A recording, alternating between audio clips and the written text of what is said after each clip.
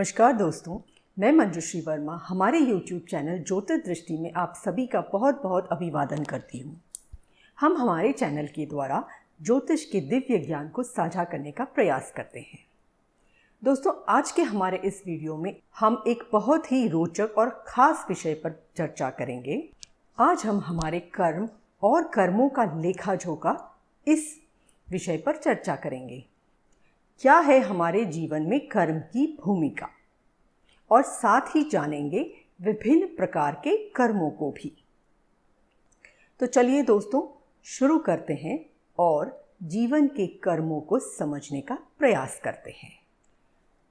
दोस्तों, सभी कार्य या कर्म जो हम नियमित रूप से करते हैं, शारीरिक और मानसिक दोनों स्तरों पर, प्रत्येक विचार जो हम सोचते हैं, हमारे भविष्य को आकार देने में योगदान प्रदान करते हैं। हमारे सभी कर्मों का संचय अर्थात डेटाबेस, यह सब ब्रह्मांड में जमा हो जाता है आकाशिक रिकॉर्ड के रूप में। आकाशीय अभिलेख अर्थात आकाशिक रिकॉर्ड को हमारे विभिन्न जन्मों के सभी कर्मों का स्टोर हाउस कहा जाता है। दोस्तों, आइए जानते हैं कर्म शब्द का अर्थ।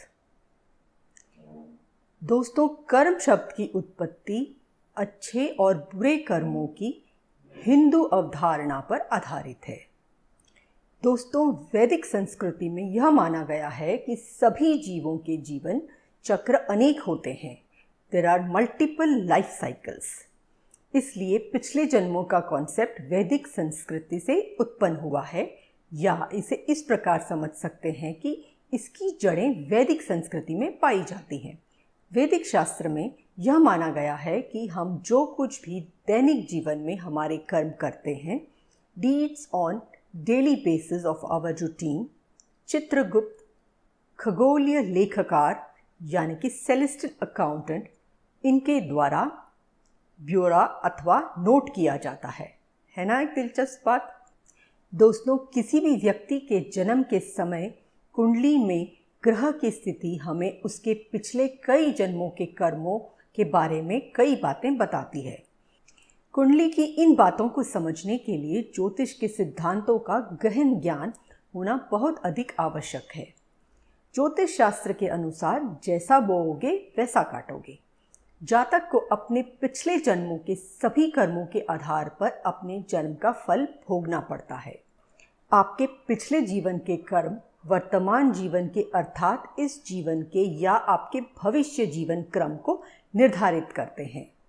The actions of your past life determines what will happen in your present life or in your future life cycles. दोस्तों, यह मानव जीवन में ही संभव है कि हम अपने अधिकांश कर्मों को जला सकें, क्योंकि मनुष्य के पास ही अन्य जीवों की तुलना में उस तरह की बुद्धि और प्रतिभा होती है। मानव जन्म में ही व्यक्ति अपने कर्मों को अच्छे या बुरे कर्मों से बदल सकता है, जिससे भविष्य में उनके कर्मों का परिणाम बदल सकता है। दोस्तों, कर्मों को 4 मुख्य श्रेणियों में बांटा गया है। पहला है संचित कर्मा, दूसरा प्रारब्ध कर्मा, तीसरा क्रियामान कर्मा और चौथा आगम कर्मा।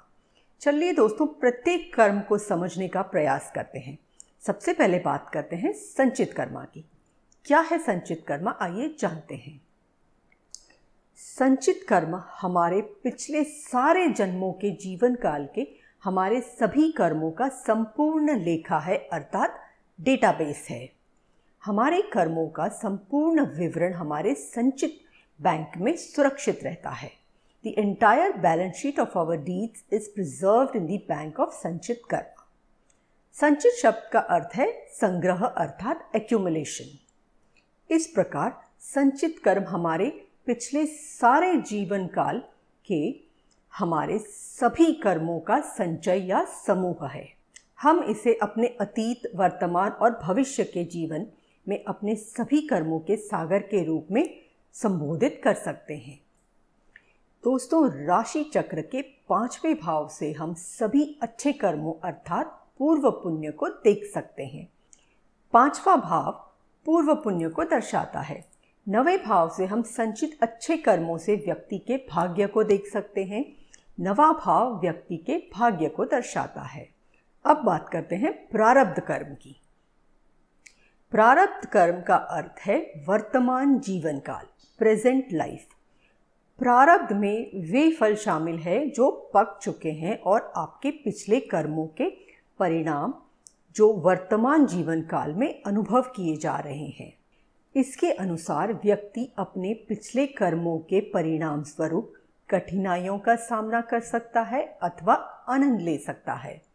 अपने पिछले जन्मों के कर्मों के आधार पर हम यह कह सकते हैं कि किसी का वर्तमान या प्रारब्ध एक बकाया ऋण की तरह है, जिसे उसे अपने अतीत में किए गए कार्यों से इस जीवन काल में चुकाना है। प्रारब्ध अर्थात वर्तमान जीवन काल संचित कर्म का वह भाग है जो पक चुका है।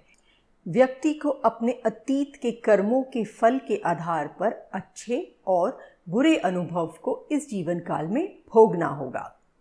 प्रारब्ध को एक तीर के रूप में भी संदर्भित किया जा सकता है। इसे इस प्रकार समझ सकते हैं कि तीर कमान से छूट चुका है और जिसे वापस नहीं बुलाया जा सकता। तीर को अपना लक्ष्य भेदना ही होगा।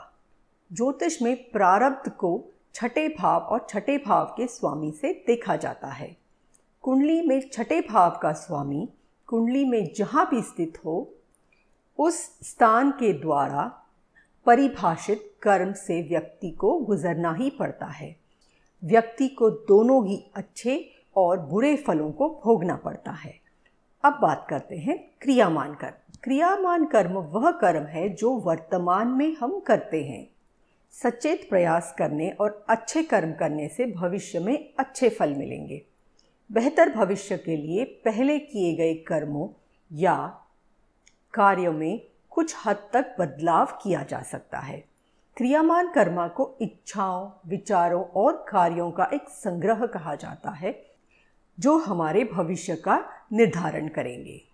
क्रियामान कर्म का संबंध कुंडली के 10वें भाव से है। अब बात करते हैं आगम कर्म की। इस जन्म में हम जो कुछ भी करते हैं वही भविष्य के लिए बीज बोता है।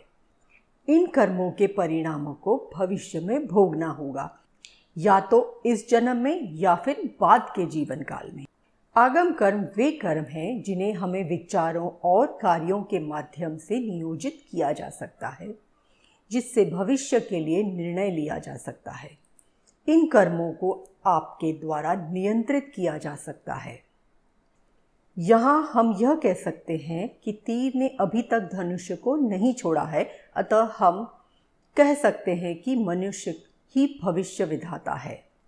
नियति उन निर्णयों का परिणाम है जो हम अपनी बुद्धि के अनुसार करते हैं, और यह हमारे कर्म या वर्तमान जीवन में हमारे कर्म होंगे जो हमारे भविष्य को आकार देंगे और तैयार करेंगे।